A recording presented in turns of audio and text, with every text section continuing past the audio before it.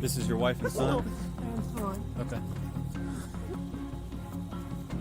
In the flickering light of the police flashlights, Alex Murdaugh stood motionless beside the SUV.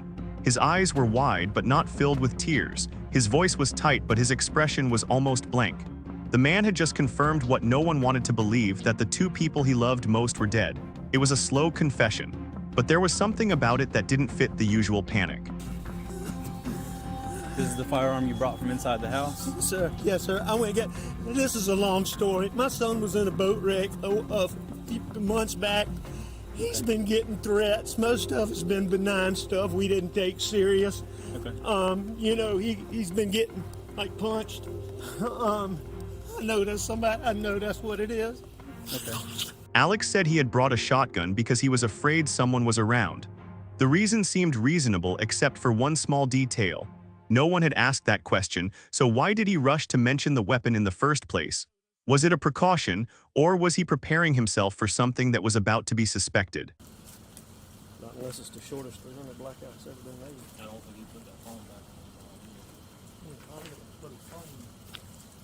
I haven't asked the dad about the phone, but Dad did say he came over and checked their pulses. Beyond that, I don't know what else he may have done. According to the police, Alex said he checked for a pulse, but he never confirmed it himself, and the cameras, they didn't record any of it. There was no shot of him bending over, no call of Maggie, no shaking of Paul, just the shadow of a man pacing around the body, occasionally answering briefly and coldly. I'm sorry. No, you're fine. Just... I'm very sorry. An apology, but sorry for what?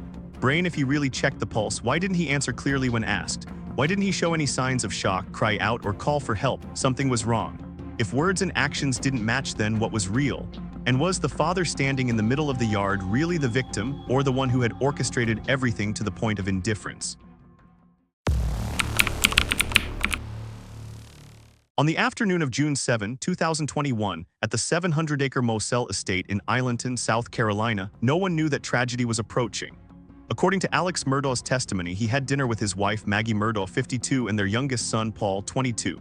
He then left at around 8:45 p.m. to visit his mother in Almeda, about a 15-minute drive from the scene. Left behind. Maggie and Paul allegedly went to the dog kennel, about 400 meters from the main house. Paul took his phone with him to check on a greyhound with a problem with its tail. Maggie followed. There were no security cameras in the area, but Paul's phone recorded a short video at 8:44 p.m., in which the three of them, Paul, Maggie, and Alex, were clearly heard talking at the kennel. This was the first piece of evidence that contradicted Alex's testimony. Just minutes after the video, shots rang out. Paul was shot first at close range with a 12-gauge shotgun. One shot went through his shoulder and into his chest, the other fatally wounding his head. Maggie was then shot with a .300 blackout rifle, a completely different weapon. She was shot 5 times in quick succession, one from her back and into her head, a sign that she was running. No one heard the shots, no witnesses appeared, the vast farm was silent. It was also during this time that Alex claimed he was at his mother's house, but there were no independent witnesses or cameras to corroborate his claims. Between 20:49 and 21:06, Alex's phone recorded multiple calls. He tried to reach both Maggie and Paul, but no one answered.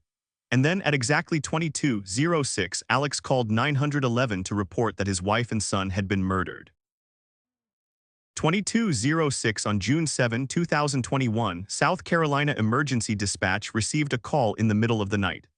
The caller was Alex Murdaugh. His voice was panicked.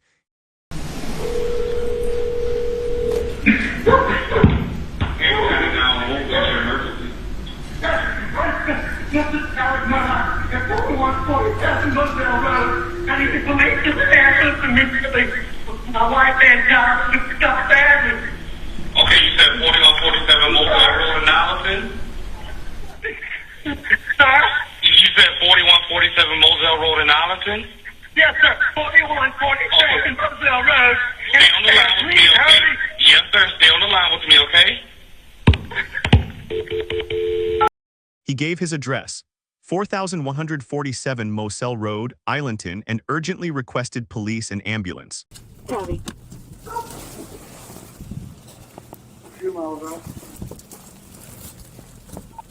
Calling Zone 1.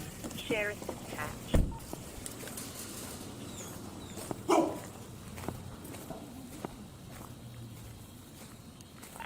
Central 717 scene is secured at a Whiskey Fox, Whiskey Mike, both gunshot wounds to the head. SGT, Green and his partner rushed to the scene as soon as they received the call. Flashlights illuminated the kennels, where the two victims lay under artificial light in the dark. The call was made at 10:06 p.m., according to dispatch records and the Colleton County dispatch system. From the sound of Alex's sobbing voice, it was clear this was more than just an accident. He was calling from a distance near his mother's house, and it would take some time to get back to the kennels. Sir, I want to let you know, because of the scene, I did go get a gun and bring it down here. It's in your vehicle? You have any guns on you at all? No, sir. It's leaning up against the side of my car. Okay. You're fine, man. You're fine. Turn around for me. I don't have any. Okay. Yes, sir. I see that. Okay. Maybe he carried the gun because he was afraid someone was still around the cage, but that also opens up a lot of questions. Why waste time getting the gun instead of immediately calling the police? This is the firearm you brought from inside the house? Yes, sir. Yes, sir. The statement was clear, as if Alex had prepared a statement before the police arrived. A sign of unusual behavior right from the start. Nearly 5 minutes after the call, police cars appeared down the long dirt road.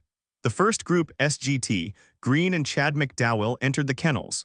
The flashing blue lights cast a shadow over the ground, a chilling sight. When was the last time you were here with them? Or talked to them or anything like that?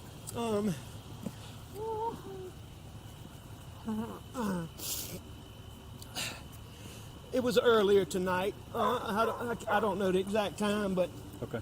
I left. I was probably gone an hour and a half from my mom's, and I saw them about 45 minutes before that. Okay. I rode around with Paul for 2 hours this afternoon in the pickup truck. That's your son, Paul? Okay.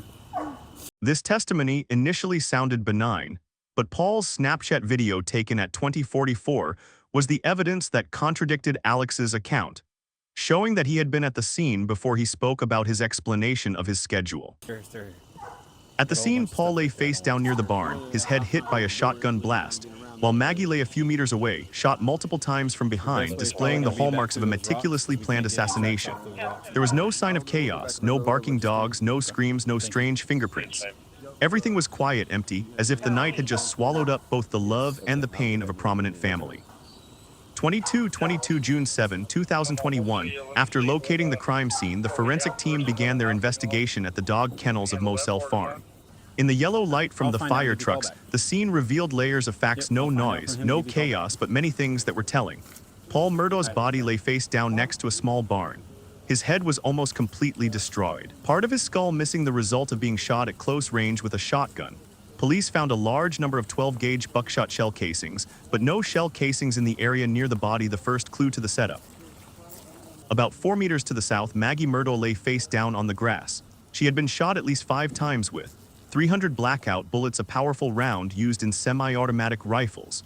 The trajectory suggested she had been shot from behind. As she ran away, one through the waist, one through the chest, and the last through the head from close range, which was believed to be the killing shot.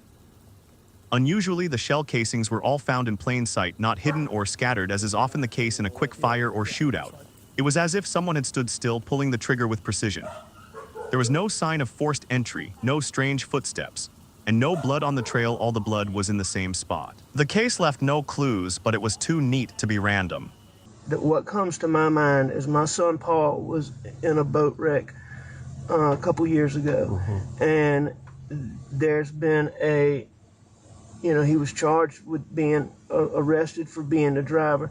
There's been a lot of negative publicity about that, and there's been a lot of people online, just really vile stuff. But when Paul's out and about, people routinely, I don't think I know the full story, because I don't think they give it to me, but he's been punched and hit and just attacked a lot, so but nothing like this. Yeah.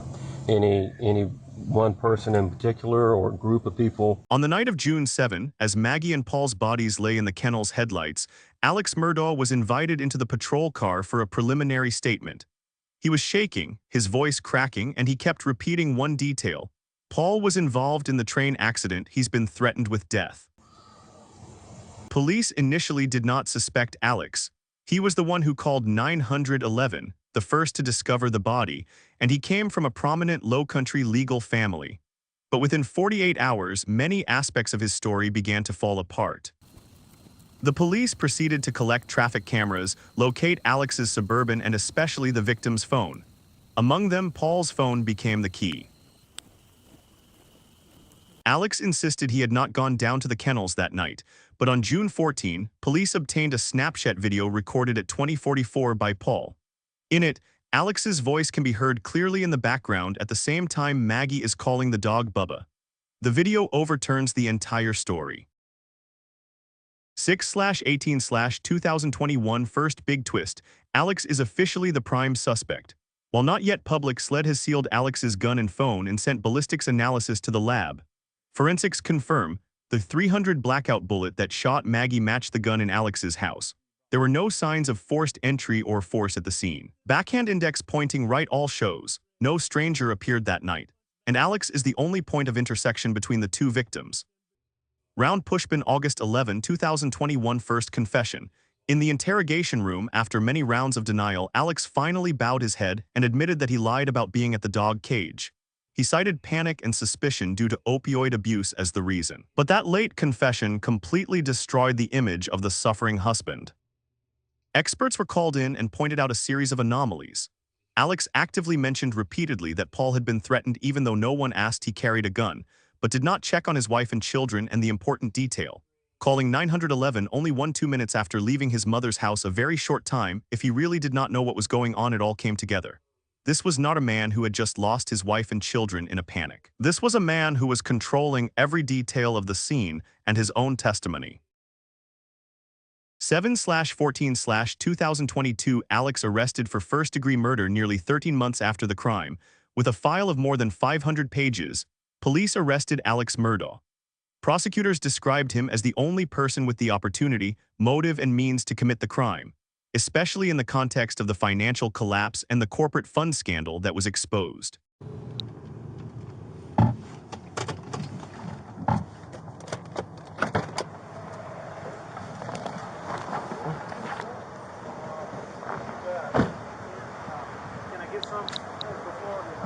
You can wrap on it? Did I tell you that?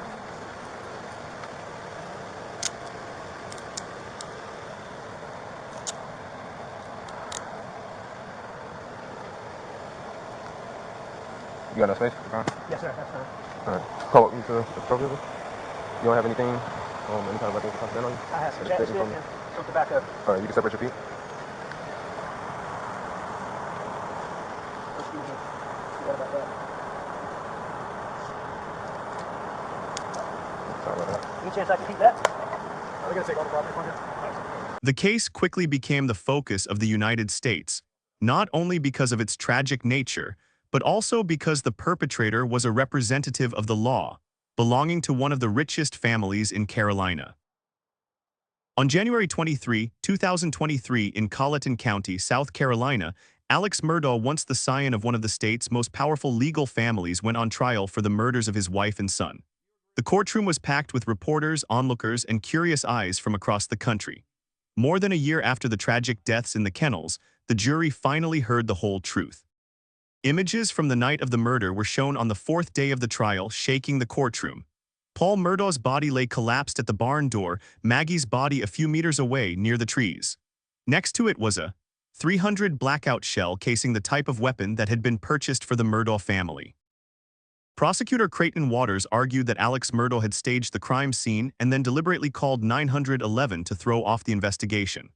They presented a trove of technological data, from GPS data, phone calls, to a Snapchat video Paul sent to a friend at 8:44 p.m. on June 7, 2021, just minutes before he was killed. The video accidentally captured Alex's voice at the kennels, contradicting his "I wasn't there" testimony. On March 2, 2023, after less than 3 hours of deliberation, the jury unanimously found Alex Murdaugh guilty of first-degree murder of both Maggie and Paul. The court imposed the maximum sentence, life in prison without parole. On March 3, he was handcuffed and escorted from the courthouse without a tear or an apology. All right, Mr. Murdaugh, I sentence you to the State Department of Corrections on each of the murder indictments. In the murder of your wife, Maggie Murdaugh, I sentence you for the term of the rest of your natural life. For the murder of Paul Murdaugh, whom you probably love so much. I sentence you to prison for murdering him for the rest of your natural life. Those sentences will run consecutive. Under the statute involving possession of a weapon during a violent crime, there is no sentence where a life sentence is imposed on other indictments. That is the sentence of the court, and you are remanded to the State Department of Corrections. And officers may carry forth on the imposition.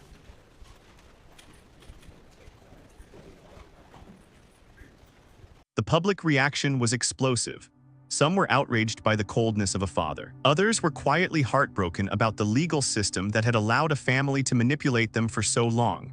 But everyone agreed on one thing: the truth, albeit belatedly, had been revealed. 2 lives lost, a family torn apart, and a name once revered by many now a symbol of lies and betrayal.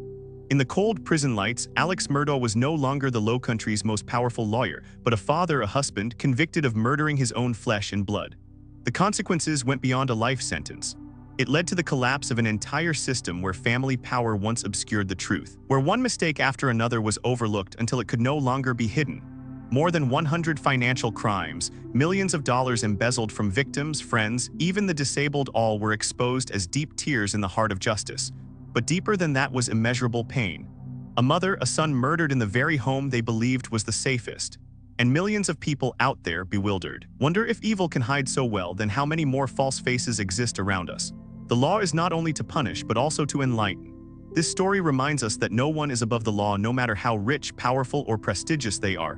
What is needed most is light and the courage to look it straight in the eye. What do you think drives a man to the point of killing his wife and children? Is it desperation, or is it something even darker?